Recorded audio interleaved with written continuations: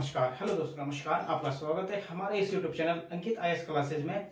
और आज हम आपको जो पढ़ाने जा रहे हैं वो है, आज सबसे महत्वपूर्ण टॉपिक है जो आपको ये बताएगा कि कैसे भारत में अंग्रेजों की स्थापना हुई थी, कैसे भारत में अंग्रेजों ने कब्जा किया था, किस तरीके से अंग्रेजों का शासन प्रारंभ हुआ था। तो इस बारे में आज आप पढ़ेंगे उसको, ठीक है। तो इसके बारे में, क्योंकि आज आपको जो पढ़ना है वो द्वैध शासन के बारे में पढ़ना है कि द्वैध शासन था क्या, किस प्रकार से अंग्रेजों के द्वारा द्वैध शासन यहाँ पर लागू किया गया और यहाँ पर द्वैध शासन के क्या क्या उद्देश्य थे, क्यों क्यों किसने इसको लागू किया, क्यों लागू किया था और कब तक यह लागू रहा और कब जाकर के यह समाप्त हुआ था, और इसके द्वारा क्या क्या हुआ। जैसे उत्तराधिकार और अधिकार जो हुआ करते थे और उत्तरदायित्व, इन दोनों को अलग अलग कर दिया गया था। वो इसी के कारण हुआ था, आपके द्वैध शासन के कारण। और ये माना जाएगा कि ये द्वैध शासन किस पृष्ठभूमि के आधार पर हुआ था। तो आपको पता होगा कि शुरुआत में जो हमने पढ़ाया कि ये एपिसोड नंबर आपका 12 होगा। इससे पहले एपिसोड्स में हमने आपको बताया कि ब्लैक होल की घटना हुई थी, जिसमें सिराजुद्दौला, जो बंगाल के नवाब सिराजुद्दौला थे, उसने अंग्रेजों की सेना को, अंग्रेजों को लगभग 146 जो अंग्रेज थे उनको एक कोठरी में डाल दिया गया था, जिसमें से केवल 23 ही जिंदा बचे थे। और इसी कारण से ऐसी एक घटना बनी कि जिसके कारण अंग्रेज को क्रोध हुआ और बहुत ज्यादा क्रोधित हुए और भारत में उन्होंने अपना आगमन शुरू कर दिया था और उसी के कारण अपनी स्थापना करनी शुरू कर दी, जिससे उन्हें क्रूरता का अनुभव दिखाया उन्होंने, ठीक है, वो कारण है। और एक आपका प्लासी का युद्ध, क्योंकि प्लासी के युद्ध में जो आपको माना जाता है कि प्लासी का युद्ध एक विश्वासघात का युद्ध था, जिसमें अंग्रेजों की तो जीत हुई थी, लेकिन जो बंगाल का नवाब था सिराजुद्दौला, उसकी हार हुई। लेकिन वह हार जो सिराजुद्दौला के कुछ सहयोगी थे, उसके सेनापति थे, उन्हीं के द्वारा करवाई गई थी। उन्होंने सिराजुद्दौला के साथ विश्वासघात किया और उसके साथ धोखे करके ही किसको जिताया था, कंपनी को या अंग्रेजों को जिताया था और सिराजुद्दौला की हत्या करवा दी गई थी। लेकिन अब ये है कि जब इनकी हत्या करवा दी, अब होगा क्या कि अब यहाँ पर किसको बंगाल का नवाब बनाया जाएगा, मीर जाफर को अंग्रेजों के द्वारा बंगाल का नवाब बना दिया गया, क्योंकि उन्होंने वायदा किया था कि अगर तुम सिराजुद्दौला को हराने में हमारी मदद करोगे तो हम तुम्हें बंगाल का नवाब बनाएंगे। तो भाई वादे के अनुसार उनको बंगाल का नवाब बना दिया गया था। लेकिन जैसे बंगाल का नवाब बनाया तो अब उनकी कुछ इच्छाएं थी, अंग्रेजों की कुछ इच्छाएं थी, उससे उम्मीदें थी। अब वह इच्छा थी कि धन को लूटना।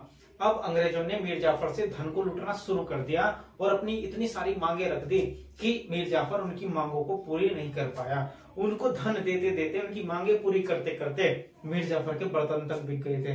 तो इसलिए अब वो परेशान हो चुका था इनसे, और जब वह उनकी मांगों को पूरी नहीं कर पा रहा था तो अंग्रेजों ने मीर जाफर को बंगाल की गद्दी से हटा दिया था।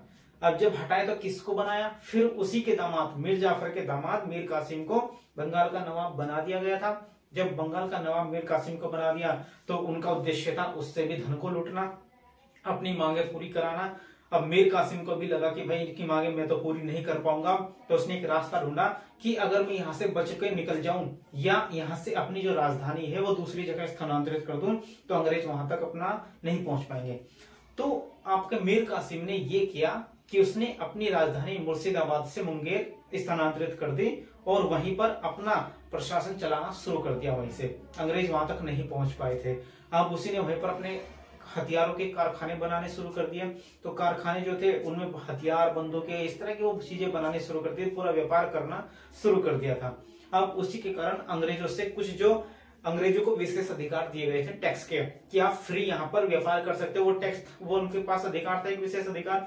तो मीर कासिम ने ऐसा किया कि वो विशेष अधिकार सारी जनता को दे दिया।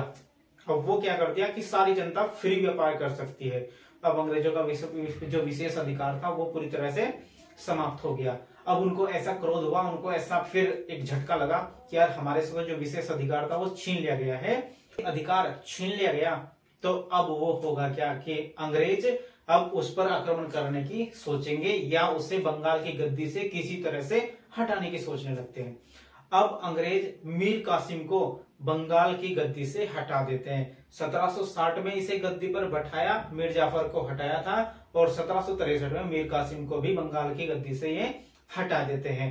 अब मीर कासिम वहां से भाग करके कहा चला जाता है? अब मीर कासिम अवध के नवाब सुजाउद्दौला के पास भाग करके चला जाता है, शरण ले लेता है, जहां पर पहले से ही मुगल सम्राट शाह आलम द्वितीय शरण लिए हुए था। वहां पर चले गए। अब अंग्रेज और वे तीनों के बीच, यानी कि अब तीनों और अंग्रेज इनके बीच में एक युद्ध होता है, जिसे कहा गया था बक्सर का युद्ध, जो 22 अक्टूबर 1764 में हुआ था। 22 अक्टूबर 1764 को बक्सर का युद्ध हुआ था। और उस बक्सर के युद्ध में अंग्रेजों की तरफ से हेक्टर मुनरो लड़ा था और मीर कासिम की तरफ से गुरगीन खान था, जो सेना का नेतृत्व कर रहा था। तो ये आपस में लड़े और इस युद्ध में अंग्रेजों ने बुरी तरह से इन तीनों को हराया था, ईमानदारी के साथ हराया, पूरी अपनी बहादुरी के साथ हराया, कोई विश्वासघात नहीं किया था। अब सबसे पहले जब युद्ध चल रहा था तो उसमें मुगल सम्राट शाह आलम द्वितीय वो सबसे पहले डर करके आत्मसमर्पण कर देता है और अंग्रेजों के सामने घुटने टेक देता है। और उसके बाद दूसरा सुजाउद्दौला कुछ समय तक लड़ता है और कुछ समय तक लड़ते लड़ते बाद में वह भी आत्मसमर्पण कर देगा। बचेगा मीर कासिम। अब मीर कासिम कुछ समय तक लड़ेगा और फिर वो भी डर जाएगा और डर करके जब उसको लगेगा कि अब तू भाई इनको नहीं हरा सकता है, अंग्रेजों को हराना बड़ा मुश्किल है, तो अब वो भी निकल लेता है और दिल्ली में जाकर के शरण ले लेता है। दिल्ली भाग जाएगा मीर कासिम और वहीं पर ही रहेगा, अंग्रेजों के हाथों नहीं आएगा और वहीं पर ही मर जाएगा 1777 में। तो 1777 में मीर कासिम की भी मृत्यु हो जाती है दिल्ली के अंदर, वो मर गया। अब अंग्रेजों का पूरा हो गया, अधिकार हो गया था यहाँ पर, ठीक है। अब जब बंगाल पर पूरी तरीके से अधिकार हो गया, अब इसके बाद कुछ संधियां होंगी। अब कुछ संधियां होती, इलाहाबाद की पहली संधि, इलाहाबाद की दूसरी संधि। तो इलाहाबाद की जो पहली संधि में कुछ बातें हुई। तो इलाहाबाद की पहली संधि जो गवर्नर लॉर्ड क्लाइव बनकर के आया था बंगाल का, दोबारा से बनकर के आया, तो लॉर्ड क्लाइव आया और उसके और जो मुगल सम्राट शाह आलम द्वितीय था, उन दोनों के बीच में यह इलाहाबाद की पहली संधि होती है। और इस संधि के अनुसार यह कहा जाता है कि मुगल सम्राट बंगाल, बिहार, उड़ीसा की दीवानी अंग्रेजों को सौंप देगा। तो बंगाल, बिहार, उड़ीसा की दीवानी किसको सौंप दी? अंग्रेजों को सौंप दी। और यह कहा गया कि इसके बदले में अंग्रेज वार्षिक रूप से 26 लाख रुपए पेंशन के रूप में मुगल सम्राट को दिया करेंगे। और दूसरी बात कि जो सुजाउद्दौला के पास इलाहाबाद और कड़ा वाला क्षेत्र था, वो सुजाउद्दौला से लेकर के शाह आलम द्वितीय को दे दिया गया था। ये पहली संधि हुई। अब दूसरी संधि होती है आपकी 16 अगस्त, यानी कि 4 दिन बाद ही। पहली संधि 12 अगस्त 1765 में हुई और दूसरी संधि 16 अगस्त 1765 में होती है दूसरी संधि। अब दूसरी संधि भी लॉर्ड क्लाइव था बंगाल का नवाब, वो गवर्नर बनकर के आए थे, जो लॉर्ड क्लाइव और आपके अवध के नवाब सुजाउद्दौला के बीच में होती है, जिनमें यह कहा गया बातें कि अवध का नवाब सुजाउद्दौला, यानी कि अवध के नवाब सुजाउद्दौला को कड़ा और इलाहाबाद छोड़ करके बाकी क्षेत्र वापस कर दिए जाएंगे। दूसरी बात, अवध का जो नवाब है सुजाउद्दौला 50 लाख रुपए किसको देगा? कंपनी को देगा, अंग्रेजों को देगा। दूसरी बात हो गई। तीसरी बात ये कही गई कि जो भी अंग्रेजी सेना है वो अवध के नवाब सुजाउद्दौला के पास उनकी सुरक्षा के लिए रहेगी और खर्च कौन उठाएगा? अवध का नवाब सुजाउद्दौला रहेगा। तो उनके संरक्षण में रहेगी और वहां पर ही खर्च कौन उठाएगा? अवध का नवाब सुजाउद्दौला उठाएगा। और अवध के अंदर पूरी तरह से मुफ्त व्यापार करने की अनुमति भी दे दी गई थी। वह दूसरी इलाहाबाद की संधि के अनुसार ये बातें कर दी गई। जब ये सारी बातें हो गई तो पूरी तरह से अंग्रेजों का अधिकार हो गया। जब अंग्रेजों का अधिकार यहाँ पर पूरी तरीके से हुआ तो अब इसी के साथ क्या होता है कि अंग्रेज 1765 में द्वैध शासन की शुरुआत कर देते हैं। तो द्वैध शासन का प्रारंभ लॉर्ड क्लाइव के द्वारा कर दिया जाता है, लॉर्ड क्लाइव के द्वारा कर दिया जाएगा। क्योंकि अब 1765 में जब बक्सर का युद्ध हुआ तो किसको उन्होंने बंगाल का नवाब बनाया? मीर जाफर को दोबारा से बंगाल का नवाब बना दिया गया था 1763 में, और 65 तक वही रहेगा बंगाल का नवाब। अब 1765 में जब मीर जाफर की मृत्यु हो जाती है तो उसके बाद उसका पुत्र बचता है नजमुद्दौला। मीर जाफर का पुत्र नजमुद्दौला बंगाल के नवाब के रूप में बनेगा, लेकिन जो लॉर्ड क्लाइव है वो इसको बंगाल का नवाब बनाएगा और लेकिन एक शर्त रख देंगे इसके सामने। तो कंपनी अंग्रेज इसके सामने एक शर्त रख देते हैं कि अगर आपको बंगाल का नवाब बनना है तो हम यहाँ पर बंगाल में निजामत के कार्यों की देखरेख करने के लिए जो नायब निजाम को या सूबेदार, नायब सूबेदार को नियुक्त करेंगे। तो नायब सूबेदार को नियुक्त करने की शर्त रख दी।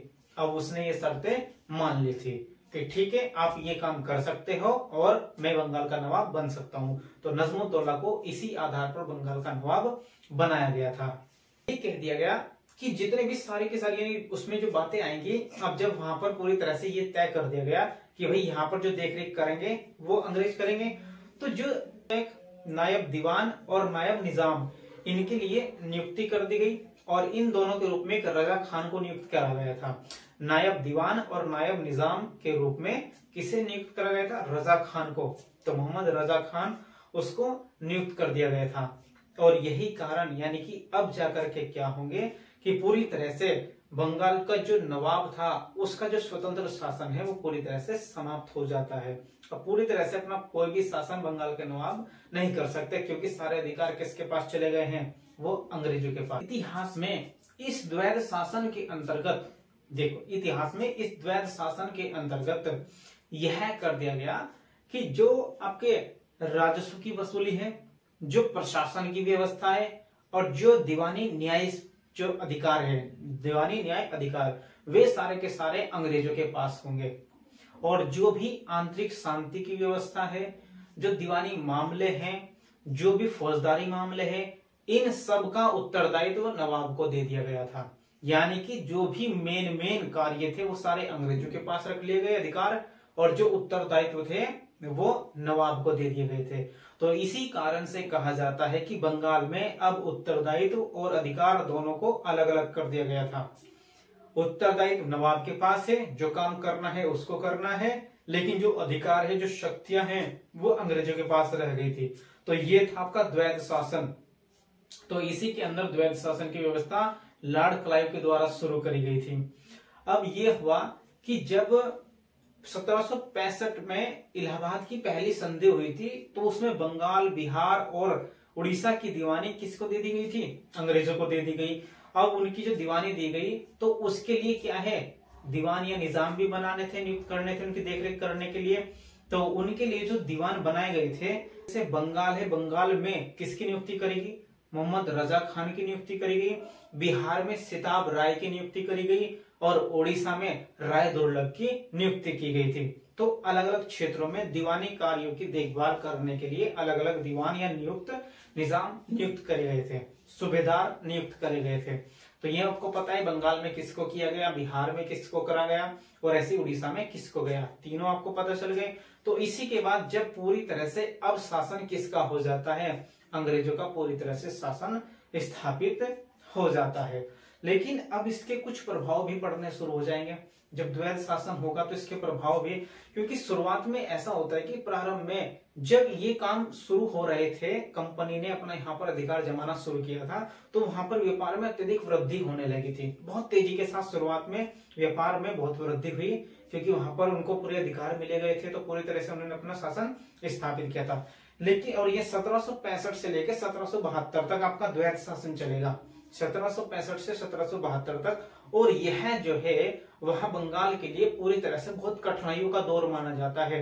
1765 से 1772 के बीच का दौर बंगाल के क्षेत्र के लिए बहुत ही कठिनाइयों और मुश्किलों का दौर माना जाता है, क्योंकि इसमें व्यापार जो है बहुत अधिक कम हो चुका था। आर्थिक स्थिति इतनी बिगड़ चुकी थी कि वहां पर खाने तक के लाले पड़ चुके थे। तो ऐसी स्थिति पड़ गई थी कि वहां पर अब कोई भी व्यापार में सफल नहीं हो पा रहा था, न ही व्यापार पूरी तरह से चल रहा था। अब एक घटना ऐसी होती है कि इसी बीच 1770 में, अब 1770 में बंगाल में एक अकाल पड़ जाता है बहुत खतरनाक। अब अकाल पड़ा, जब अकाल पड़ा, अब वहां पर अकाल पड़ता था, लेकिन जो अंग्रेज थे उन्होंने किसानों से, व्यापारियों से सारा जो है टैक्स लिया करते थे, वो वसूली करनी जारी रखी और अधिक वसूली करना शुरू कर दिया था। उनके पास देने के लिए नहीं थे, लेकिन उन्होंने वसूली करना शुरू रखा और इसी आधार पर उनकी हालत इतनी बिगड़ चुकी थी कि वे व्यापार करने में या अपनी स्थिति को संभालने में सक्षम नहीं थे। और इसी कारण ये माना जाता है कि उस समय जब ये अकाल पड़ा 1770 में, तो उस समय यहाँ का जो गवर्नर था वो कॉर्टियस के नाम से आया था। तो कॉर्टियस नाम का जो गवर्नर था वो बना था यहाँ पर इस समय अकाल के समय। तो गवर्नर आया यहाँ पर। अब इसी के बाद जब स्थिति इतनी बिगड़ चुकी थी तो अब इनको जो है पूरी तरह से विचलित करना शुरू कर दिया, भ्रमित करना शुरू कर दिया। जितने भी यहाँ के व्यापारी थे, किसान थे, सबको भ्रमित करना शुरू कर दिया अंग्रेजों के द्वारा और अपनी मनमाने ढंग से उनसे काम कराने लगे, क्योंकि जो उनसे टैक्स लिया करते थे वो दे नहीं पाते थे। तो अब क्या करने लगे, अपने अनुसार उनसे कार्य कराने लगे। तो इस तरीके से क्या है, ये द्वैध शासन की व्यवस्था हुई। लेकिन 1772 में जब वारेन हेस्टिंग आते हैं तो उस समय तक यह द्वैध शासन की पूरी जो स्थिति है वो पूरी तरह से अब असफल हो जाती है। तो 1772 में जब द्वैध शासन पूरी तरह से असफल हो जाएगा और गवर्नर जनरल कौन आएगा, वारेन हेस्टिंग आता है। तो उस समय वारेन हेस्टिंग आकर के यहाँ पर द्वैध शासन की जो व्यवस्था है इसको पूरी तरह से समाप्त कर देगा। तो द्वैध शासन की व्यवस्था किसके द्वारा समाप्त की जाती है, वारेन हेस्टिंग के द्वारा करके 1772 में। और वो यहाँ पर पूरी तरह से खुला प्रशासन चला देता है। जैसे इस प्रकार से चलाता है कि जैसे उसने इस राज्य को विजय प्राप्त की हो और जीत करके उस पर अपना पूरा शासन खुले रूप से चलाने लगेगा। तो इस प्रकार से अब पूरे बंगाल पर वारेन हेस्टिंग के द्वारा शासन चलाना शुरू कर दिया जाता है और अंग्रेज अपने पूरा विस्तार पूरे भारत में करना शुरू कर देते हैं। और उनके जो हाथ है पूरी तरह से खुल जाते हैं, कोई रोक टोक नहीं है, कोई उनको बीच में हस्तक्षेप नहीं कर सकता है। और उन्होंने अपना काम करना शुरू कर दिया, अपने कानून बनाने शुरू कर दिए, अपने नियम लगाने शुरू कर दिए। इस तरह की व्यवस्था कर दी कि सारे के सारे काम अब अंग्रेजों को ही करने होते थे। तो यहीं पर ही तय हो जाता है कि अगला जो भविष्य है, यानी कि अगले जो 2 दशक हैं, 2 दशकों तक पूरी तरह से अंग्रेजों का शासन स्थापित हो जाता है। और इन 2 दशक में अंग्रेज पूरी भारत की स्थिति को बदल करके रख देते हैं और यहाँ पर द्वैध शासन भी आपका समाप्त हो जाता है। और आगे के जो एपिसोड है वो आप अब आगे पढ़ेंगे। आज के लिए इतना ही काफी है, इसको समझेंगे और नेक्स्ट एपिसोड में आपको नया टॉपिक मिलेगा। Thank you.